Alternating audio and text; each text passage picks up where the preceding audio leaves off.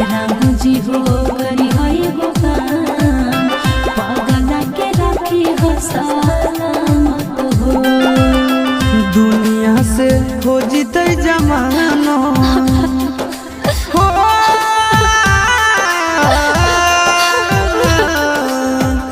दुनिया से हो जीते जमानो हो शमशान के अमानत हो।